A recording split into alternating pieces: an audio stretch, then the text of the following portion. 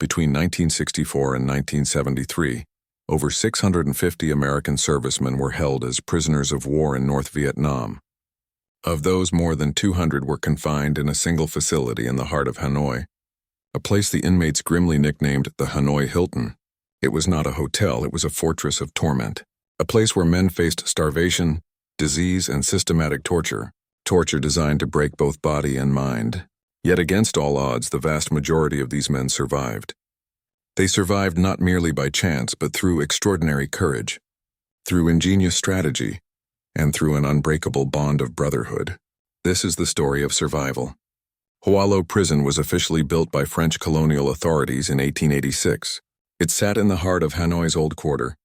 The facility was a labyrinth of interconnected cell blocks, torture chambers, and interrogation rooms. It was surrounded by walls topped with barbed wire and broken glass. Guard towers overlooked every courtyard. The architecture itself was designed to isolate, to control, and to eliminate hope. The prison had multiple sections, each infamous for different reasons. The main cell block held prisoners 2 or 3 to a cell. The conditions of confinement were appallingly cramped. The punishment cell block, which prisoners called Heartbreak Hotel, contained smaller cells. These were reserved for those who resisted interrogation. The solitary confinement section consisted of underground chambers. Pitch-black windowless boxes barely larger than coffins. Men were locked away in these for weeks or months. The leg stocks were perhaps the most ubiquitous torture device. Prisoners would be seated and their legs locked in heavy wooden or metal stocks. They could not move, they could not shift position. The pressure on the legs caused swelling, gangrene, and permanent nerve damage. Some men were kept in stocks for months at a time. The leg stocks were not just instruments of torture. They were instruments of control, of humiliation, of the slow destruction of the body. The interrogation rooms were sparse and cold. Here men faced questions from their captors. Men trained in psychological manipulation. Men trained in extracting information through calculated combinations of threat and false promise. These rooms were where the worst of the torture often began. The beatings, the rope torture, the waterboarding techniques. The prison had a small courtyard, a cramped space surrounded by high walls. This was often the only place prisoners saw sunlight. It was also where executions could occur with limited visibility. In this courtyard, men like Commander Jeremiah Denton made their first attempts. At communication, at resistance, at reasserting their identity. Most of the American prisoners held at the Hanoi Hilton were pilots. Air Force and Navy aviators shot down during bombing missions. When their planes were hit, they ejected over hostile territory, captured on the ground by Vietnamese military or civilians, often beaten, sometimes paraded before cameras or angry crowds, before being transported to Hanoi. The journey to the prison itself was often traumatic. Prisoners were bound, sometimes hooded, packed into trucks in the sweltering heat. Many arrived already wounded from ejection or capture, broken bones, burns, shrapnel injuries. Medical attention was non-existent. A man might arrive with a compound fracture never properly treated. Upon arrival at the Hanoi Hilton, prisoners underwent systematic processing. They were stripped of their uniforms and possessions. Their heads were shaved, photographed and cataloged as numbers. Everything about their identity as military personnel was stripped away. Their rank meant nothing. Their unit affiliation was erased. Then came the first interrogation. Vietnamese interrogators, many of whom spoke English, demanded information. They wanted military intelligence, names of fellow pilots, bomb tonnage, targets, flight patterns. But they wanted more than information. They wanted propaganda. They wanted American prisoners to denounce the war, to record broadcasts for American troops, to sign confessions to war crimes they never committed. The interrogators operated on a carefully calculated system. If a prisoner cooperated, he might receive better food, a slightly cleaner cell, perhaps medical attention. If he resisted, torture followed. The system was designed to create a calculation in each prisoner's mind. How much pain could he endure before cooperation became rational? The North Vietnamese engineered conditions to make that threshold as low as possible. The torture at the Hanoi Hilton was comprehensive and systematic. The North Vietnamese refined their techniques through years of interrogations. They deployed these methods with clinical precision. The rope torture was among the most infamous. A prisoner's arms would be twisted behind his back and bound. The interrogators would then apply pressure, twisting, pulling, forcing the arms higher. The pain was excruciating and rapidly became unbearable. Prisoners described it as shoulders being torn from sockets, Some men's arms were permanently dislocated. Others suffered nerve damage causing chronic pain or partial paralysis. The rope torture was often used in conjunction with beatings. As a prisoner hung from the ropes, guards would beat him. On the chest, on the abdomen, anywhere they chose. The leg stocks combined immobility with progressive deterioration. A prisoner locked in stocks could not move, could not adjust position, could not relieve pressure. Blood pooled in the lower legs, tissues died. In some cases, gangrene developed, threatening prisoners with amputation. The psychological torture was as profound as the physical. Knowing that your legs were dying inside your body, unable to escape or move, watching as your flesh began to blacken and die. There was the Iron Maiden, a metal cage barely fit to hold a man, forcing him into a severe crouch for hours.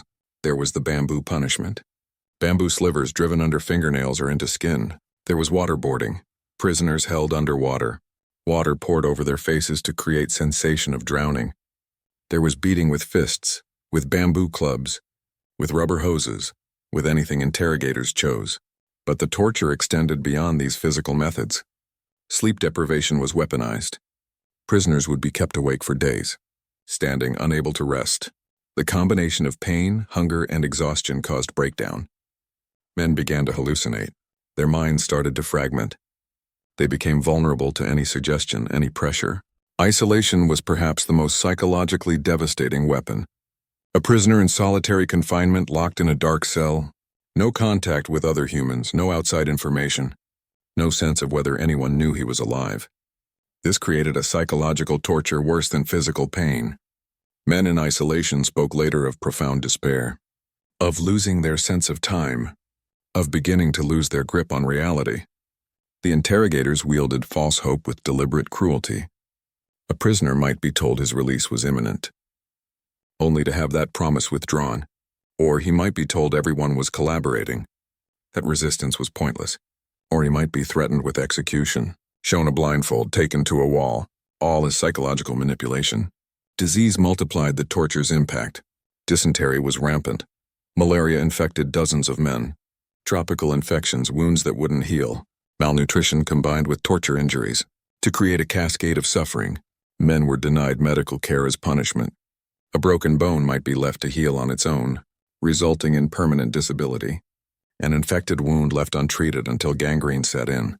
Some prisoners died from torture, others from disease. A few took their own lives rather than continue suffering.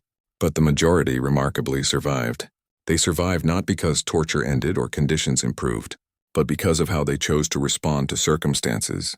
What made survival possible was an extraordinary decision. The American prisoners would organize themselves. They would establish a military command structure. They would create rules of conduct. They would maintain military discipline and brotherhood. Despite being stripped of uniform, rank, and authority, this decision originated from the senior officers among prisoners, particularly Navy Commander Jeremiah Denton and Air Force Major James Stockdale. These men understood their best chance lay not in accommodation, but in collective resistance based on principle and code. They created what became known as the Code. It was based on the military code of conduct and adapted to their specific circumstances. The code had several fundamental principles. First, prisoners would not accept early release if it required them to leave other prisoners behind. Second, they would limit information given to interrogators, resisting torture rather than cooperating. Third, they would support one another, emotionally, physically, morally. Fourth, they would maintain a command structure and follow orders from senior officers. This code was not theoretical. It was operational, enforced with severe consequences for violation. A prisoner who broke the code faced social ostracism, reduced rations, sanctions from the prisoner community. Implementing this code required extraordinary courage. When interrogators increased pressure demanding information, prisoners who resisted knew torture would follow. Officers issued orders to take torture rather than cooperate. This meant men deliberately chose suffering. They chose beatings, rope torture, solitary confinement, starvation. Because leadership determined maintaining group integrity was more important than individual survival. To maintain organization, communication was essential. The prisoners developed the most ingenious system ever created, the tap code. The tap code was elegant in its simplicity. It was based on a 5x5 grid of letters, Combining I and J to fit the alphabet into 25 spaces, a prisoner would tap on a cell wall or pipe.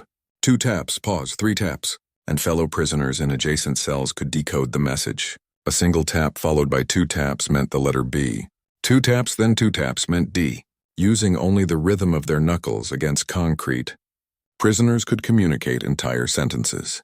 The tap code was dangerous. Guards made rounds listening for unauthorized communication. A prisoner caught tapping would face beatings, solitary confinement or worse. Yet the prisoners persisted. They developed variations, using pipes, using the movement of buckets, using hand signals visible through cell bars. They created redundancy, so if one channel was discovered, others remained. Through the tap code, new prisoners were welcomed into the network. They were told the names and identities of other prisoners, so they understood they were not alone. They were given information about who held what ranks, what the command structure was, what the code demanded. They were told which interrogators were particularly brutal, which tactics were being used, what the North Vietnamese wanted. The tap code became more than a communication system. It was a lifeline to sanity.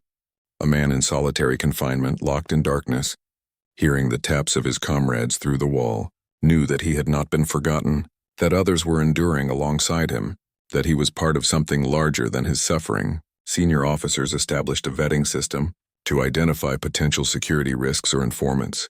They developed hand signals in covert ways. Officers would observe when prisoners were taken to interrogation and track who had cooperated under torture versus resisted. This intelligence was shared through the communication network. The organization addressed morale and psychological survival. Prisoners would share jokes, tell stories, recite poetry and literature from memory. In rare moments when they could gather together, or when guards were momentarily inattentive, they would sing American songs, patriotic songs, hymns. The act of singing together, of creating beauty and meaning, was a form of psychological resistance. Religious faith became central to survival for many prisoners. Those who had Christian backgrounds held informal services, sharing prayers whispered between cells. Others found meaning in philosophy, history, and reflection. The act of thinking, of engaging the mind in complex ideas, helped maintain mental coherence in circumstances designed to fragment. The prisoners endured. Years passed. Some men were imprisoned for 3 years, others for 5, 6, 7, or more. The longest-held American POW was imprisoned for over 8 years. Imagine 8 years of torture, of disease, of uncertainty. 8 years of not knowing if you would ever be released, of wondering whether anyone still remembered you, of not knowing whether the war was still happening. Physical health deteriorated progressively. Men lost weight until they were skeletal. Vitamin deficiencies caused physical breakdown. Prisoners developed tropical diseases their bodies could not fight. Because they were so malnourished, a man who might have weighed 200 pounds when captured might weigh 100 pounds after years of imprisonment. Their hair grayed prematurely. Their skin developed the gray pallor of those who see little sunlight. Yet psychological survival became the focus of coping strategies. Men developed mental disciplines. Some used memory as escape, mentally reconstructing their homes, their childhoods, their lives before capture, in vivid detail. They would mentally walk through their house, room by room, remembering the layout, the furniture, the feeling of home. They would recall conversations, family moments, anything to occupy the mind with something other than present suffering. Others used their minds to create. Prisoners without access to pen and paper composed poetry, memorizing verses, refining them in imagination. Some mentally worked through complex mathematical problems, engineering designs, or other intellectual challenges. A few prisoners who had studied languages before the war used the time to master Vietnamese. Even though communication with guards was minimal, the organization persisted despite periodic crackdowns. When guards discovered the tap code, senior officers would find new ways to communicate. When a prisoner was transferred to a new cell, another prisoner would be moved to take his place. Maintaining the network, when an informant was identified, he was isolated from the communication network, without violence, but with complete social ostracism. A critical moment came in the late 1960s, when North Vietnamese authorities changed their tactics. The torture and interrogation became more intense, as if interrogators were operating under new orders. To extract maximum information and propaganda value, A wave of severe torture swept through the prison. Many prisoners were beaten unconscious. Some were killed. The code required resistance, and so more men were tortured. The question became whether the breaking point would be reached, whether suffering would reach a level where the code would shatter, and prisoners would turn on one another. It nearly happened. Some prisoners did break, made propaganda statements, signed confessions to war crimes they never committed, recorded broadcasts. But these moments of compromise were met not with judgment, but with understanding. Men understood that everyone has a breaking point, and rather than condemn those who broke, the organization reintegrated them and moved forward. This represented a profound moral maturity. The officers understood that they could demand resistance, but also recognize its limits. They understood that shame and guilt would be destructive, far more destructive than forgiveness. So when a man broke under torture and made a propaganda statement, upon his return to the general prison population, he was accepted back.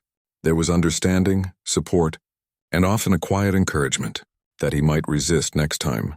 The end began to come into view in 1972 and 1973. The Vietnam War was winding down. American troop withdrawals were underway. The public anti-war movement had grown powerful. Families of POWs had launched sustained campaigns to publicize their condition and press for release. In January 1973, the Paris Peace Accords were signed. They included provisions for the release of all American prisoners of war held in North Vietnam. Operation Homecoming was initiated, a coordinated effort to repatriate hundreds of prisoners. The first prisoners were released in early 1973. They walked out of the Hanoi Hilton through the same gates that had imprisoned them. Many were barely able to walk. Injuries from torture had left some men crippled. Years in solitary confinement had left some disoriented. The sheer physical weakness of extreme malnutrition made the simplest movements difficult. They were transported to Clark Air Base in the Philippines, where they underwent initial medical evaluation. The sight of American military medical personnel, the sound of American voices in full confidence, the knowledge that they had survived and were going home. For many, it was overwhelming. Men wept uncontrollably. The prisoners were then flown home to the United States. Reunions with families were profound and emotional. Wives embraced husbands they thought might be dead. Children met fathers they had never known, or barely remembered. Parents saw sons they had feared were lost. The celebrations were genuine, the relief palpable. But so was the trauma that came with repatriation. Many prisoners struggled with post-traumatic stress disorder. The psychological damage from years of torture and isolation did not disappear upon release. Flashbacks, nightmares, hypervigilance, depression, and anxiety plagued many survivors for years. Some men struggled to readjust to normal civilian life. The world had changed during their captivity. The war they had been fighting was now deeply unpopular. Some returning POWs found themselves awkwardly positioned in a society divided over Vietnam. The physical injuries were often permanent. Broken bones that healed badly caused chronic pain. Nerve damage from rope torture caused numbness and weakness. Some men were partially deaf, partially blind, or missing fingers and toes. The tropical diseases they had contracted sometimes flared up years later. The starvation and malnutrition had lasting effects on metabolism and health. About 58 American prisoners died in captivity.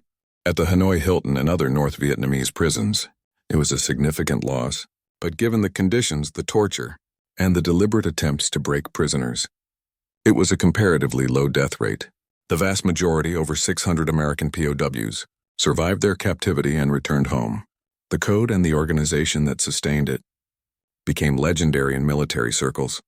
The leadership demonstrated by officers like James Stockdale and Jeremiah Denton in maintaining discipline, demanding resistance, and preserving human dignity under impossible circumstances became a model.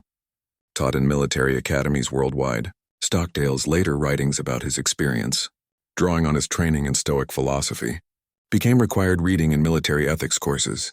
His framework for understanding suffering and maintaining virtue in extreme circumstances influenced military leadership for decades. Several of the Hanoi Hilton prisoners went on to remarkable public careers. John McCain, a Navy pilot shot down and imprisoned, became a U.S. Senator and ran for president. Jeremiah Denton also served in the U.S. Senate. James Stockdale became a vice presidential candidate and a celebrated voice on military ethics and philosophy. Numerous other prisoners achieved distinction in military or civilian life, but perhaps more important than their individual achievements was their collective testimony. The story of the Hanoi Hilton prisoners became a powerful statement about human resilience. It demonstrated what human beings can endure when they maintain purpose, discipline, and connection. It showed that torture, starvation, disease, and isolation, while devastating, cannot necessarily break the human spirit, if that spirit is sustained by principle and brotherhood. The Hanoi Hilton itself has been partially preserved. Parts of the facility were transformed into a museum, documenting the history of the prison and the experience of both Vietnamese prisoners and American POWs. It stands as a monument to suffering and resistance, a physical reminder of what human beings inflicted on one another during wartime and what human beings can endure. The survival of American prisoners at the Hanoi Hilton was not a miracle. It was not luck. It was the result of conscious choice, extraordinary courage, and the decision to maintain human dignity and brotherhood in the face of deliberate dehumanization. These men chose to organize rather than fragment. They chose to resist rather than cooperate. They chose to support one another rather than compete for individual advantage. Their story stands as testimony to the limits of torture, the power of human connection, the importance of leadership and principle, and the capacity of the human spirit to endure almost unimaginable suffering. While maintaining its fundamental integrity, they came home, they healed to the extent possible, and they carried their experience forward, bearing witness to what they had endured and what they had learned. Lessons about courage, about brotherhood, about the human capacity to survive, not merely in body but in soul.